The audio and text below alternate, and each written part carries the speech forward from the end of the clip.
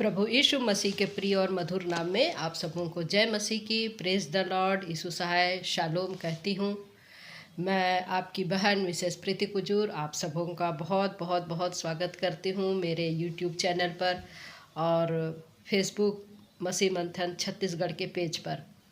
मेरे प्रियो, अभी जिस समय में हम वर्तमान स्थिति में जो चल रहे हैं, हम देखते हैं कि अब कुछ ही दिनों में मसीही समाज में उपवास का समय आ जाएगा, जिसको हम लेंट काल कहते हैं। और इस समय जो है अगले 18 तारीख से ये चालू होने वाला है, जिसको हम एज वेडनेसडे कहते हैं।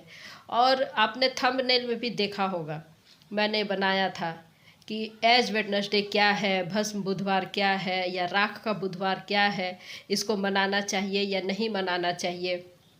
इस प्रकार की बातें अक्सर आप सुनते होंगे कि एज वेडनेसडे क्या है, बाइबल में ये सही है या गलत है, हम इसको कैसे जानेंगे? क्योंकि हम क्रिसमस मनाते हैं, ईस्टर मनाते हैं, गुड फ्राइडे मनाते हैं, तो वैसे ही हम एज वेडनेसडे मनाते हैं, राख का बुधवार और भस्म बुधवार जिसको हम मनाते हैं, और उस दिन से चालू हो जाता है उपवास काल। तो ये एक परंपरा जो चली आ रही है, तो जब हम इसको देखें, पहली सदी की जो कलीसिया के जो चेले थे, परमेश्वर के प्रभु यीशु मसीह के जो चेले थे, वे इस प्रकार की परंपरा को नहीं मानते थे। तो ये कब से शुरुआत हुआ है? ये मेरे प्रियो, जब 325 माफ़ कीजिएगा 350 एडी 350 एडी में, जब कॉन्स्टेंटाइन के समय में, जब वहाँ का जो रोमन राज्य का जो राजा था, जिसने प्रभु यीशु मसीह को ग्रहण किया, और ग्रहण करने के बाद उसने इस परंपरा को जो है अस्तित्व में लाया या वजूद में लाया। और उसके बाद में हम देखते हैं कि चूँकि रोमन साम्राज्य का अस्तित्व था, रोमन कैथोलिक चर्च ने इसको बहुत अधिक बढ़ावा दिया, और तब से ये परंपरा चली आ रही है। एज वेडनेसडे या राख का बुधवार जब चालू होता है, तो ये उपवास से संबंधित है और लेंट काल से संबंधित है। ये एक्चुअल में है क्या? तो मेरे प्रियो, ये जो है हम उपवास देखते हैं, पुराने नियम में भी हम देखते हैं कि बहुत सारे परमेश्वर के दासों ने उपवास किया है, बहुत सारे लोगों ने उपवास किया है। हम एस्तर के जीवन में देखते हैं, उसने बहुत ही हार्ड उपवास उसने और उसके लोगों ने किया। योना की पुस्तक में हम लोग देखते हैं कि लोगों ने उपवास किया। दानियल की पुस्तक में हम लोग देखते हैं कि उसने उपवास किया। बहुत सारे पुराने नियम में हम लोग देखते हैं। नए नियम में हम लोग देखते हैं कि प्रभु यीशु मसीह जो है अपनी मिनिस्ट्री शुरुआत करने के पहले 40 दिन 40 रात उसने उपवास किया, और लोग इसी को धारणा बना लेते हैं कि प्रभु यीशु मसीह ने उपवास किया तो हमको भी उपवास रखना है। लेकिन प्रभु यीशु मसीह ने अपनी लाइफ में एक बार किया था 40 दिन का उपवास। तो उपवास के विषय में और लेंट काल के विषय में देखिए, दानियल की पुस्तक 9वां अध्याय उसका 3रा पद क्या कहता है? तब मैं अपना मुख प्रभु परमेश्वर की ओर करके गिड़गिड़ाहट के साथ प्रार्थना करने लगा और उपवास कर टाट पहन राख में बैठकर वरदान मांगने लगा। पहले के समय में राख में बैठना, टाट पहनना, ये विलाप को दर्शाता था। पुराने नियम में जो है ये विलाप को दर्शाता था, शोक को दर्शाता था। लोग इस प्रकार से उपवास करते थे। लेकिन आज जो है लोग किस प्रकार से उपवास करते हैं? कोई एक टाइम का भोजन छोड़ देता है, कोई मीट मछली नॉनवेज खाना छोड़ देता है, कोई जो है अपने लग्जरी जो बिस्तर है उसको त्याग देते हैं, ज़मीन में सोते हैं। कुछ लोग जो है अपने दाढ़ी मूंछ बढ़ा लेते हैं, और कुछ जो और है जो अपने आदत है उसको छोड़ देते हैं, लेकिन सिर्फ 40 दिन के लिए। उसके बाद क्या होता है? उसके बाद फिर से वही डेली रूटीन चालू हो जाती। तो फिर क्या फ़ायदा होता है इन 40 दिनों के बाद में, 41 दिन के बाद में? मेरे प्रिय, प्रभु यीशु मसीह जो है शारीरिक बातों को नीचे रखा और आत्मिक बातों को उसने ऊपर रखा। देखिए, मत्ती रचित सुसमाचार उसका 6वां अध्याय जब हम लोग पढ़ते हैं, मत्ती रचित सुसमाचार उसका 6 अध्याय, प्रभु यीशु मसीह ने हमको उपवास के बारे में क्या कहा है। मत्ती 6 का जब हम लोग, ये बहुत ही चर्चित पद है, आप सब जानते होंगे इसको, फिर भी मैं पढ़ना चाहूँगी।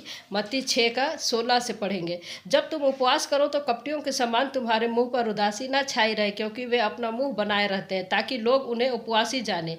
मैं तुमसे सच कहता हूँ कि वे अपना प्रतिफल पा चुके, वे अपना प्रतिफल पा चुके। देखिए जहाँ पर भी लिखा रहता है कि मैं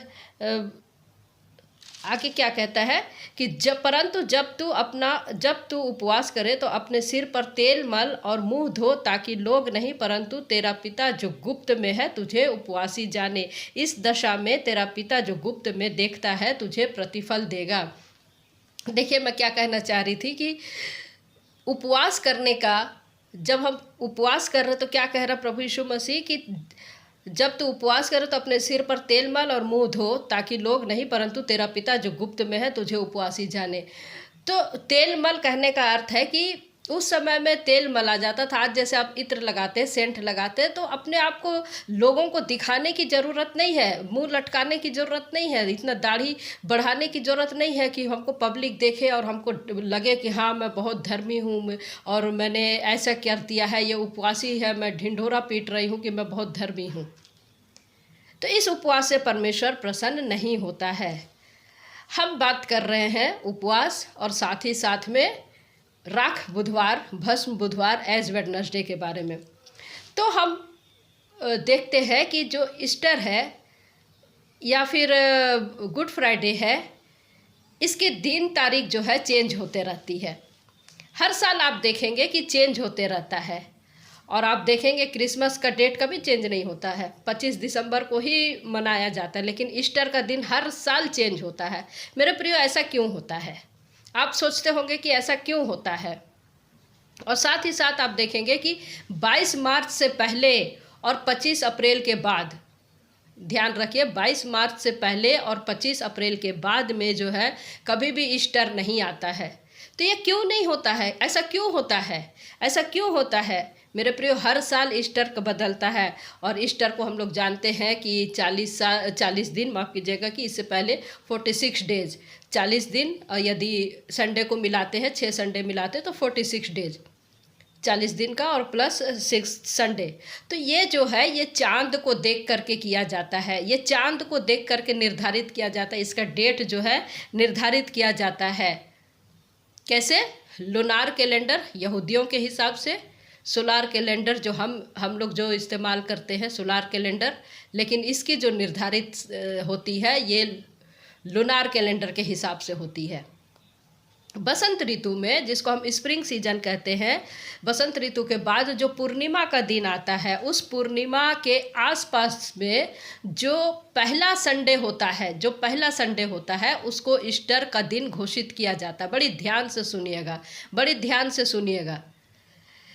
पूर्णिमा जो होता है बसंत ऋतु के समय में, स्प्रिंग सीजन के समय में जो पूर्णिमा का दिन होता है, उस पूर्णिमा के आसपास में जो पहला संडे होता है उसको जो है ईस्टर का दिन घोषित किया जाता है।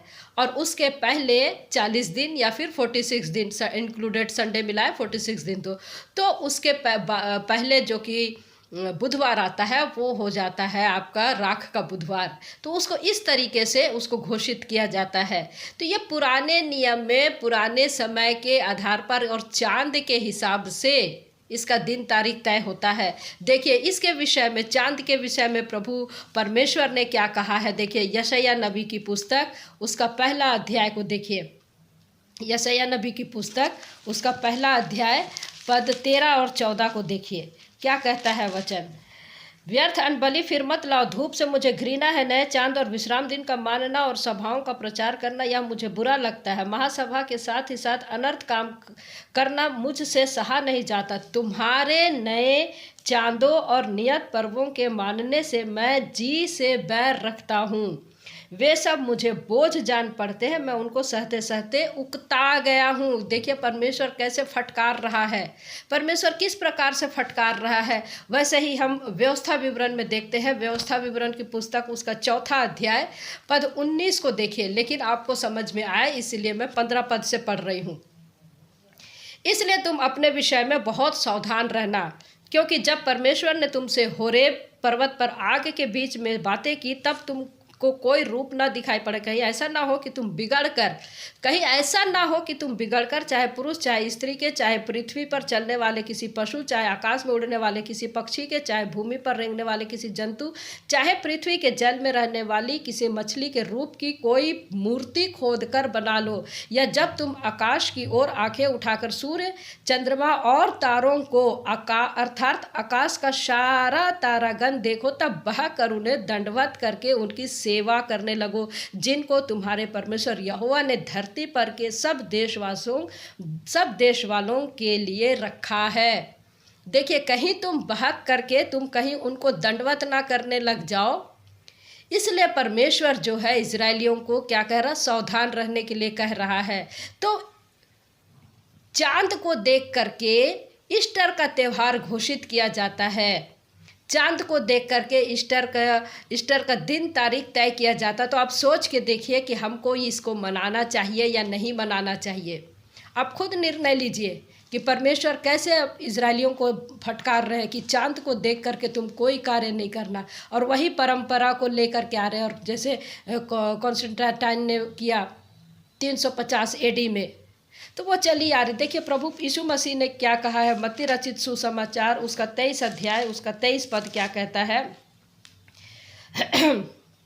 हे कपटी शास्त्रियों और फरीसियों, तुम पर हाय, तुम पुदीने और सौंफ और जीरे का दशवांश तो देते हो, परंतु तुमने व्यवस्था की गंभीर बातों को अर्थात न्याय और दया और विश्वास को छोड़ दिया है।